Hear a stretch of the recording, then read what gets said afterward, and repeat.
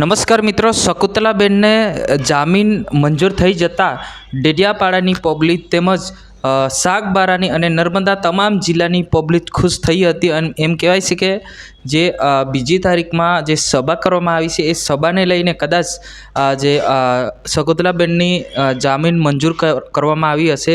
પરંતુ શકુંતલાબેન એકલા નહીં, પરંતુ એમની સાથે જે અન્ય લોકો હતા, અન્ય લોકો જે જેલમાં છે એમને પણ જરૂરથી જામીન મળશે. અને ના મળશે અને ના મળે તો અમે જેલ ભેગો આંદોલન કરવા પણ તૈયાર છે. આ રીતના ગઈકાલે જે 2 તારીખે જે સભા કરવામાં આવી હતી એ સભાની અંદર તમે જોયું મિત્રો કે કેટલી પબ્લિક જે સમર્થનમાં આવી હતી.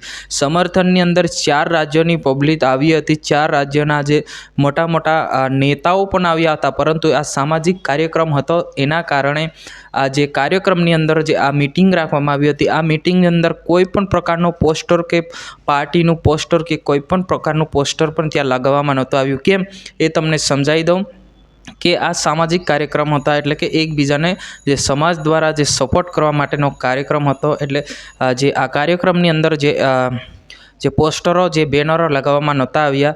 કેમ કે અત્યારે માનવામાં આવે તો શકુંતલાબેન જે 18 દિવસનું બાળક સાથે જેલની બહાર આવી ગયા છે. પરંતુ સાથે સાથે જે બીજા લોકો પણ જે અંદર છે એમને પણ તાત્કાલિક બહાર લાવવાની જે દિલ્હીના મુખ્યમંત્રી અરવિંદભાઈ કેજરીવાલ સાહેબ કરી રહ્યા છે. અને લગાતાર જે એમની ટીમ જે છે મોનિટરિંગ કરી રહી છે. અને ટૂંક જ સમયમાં, એટલે કે ટૂંક જ સમયમાં એમને બહાર લાવવાની પૂરેપૂરી શક્યતા છે.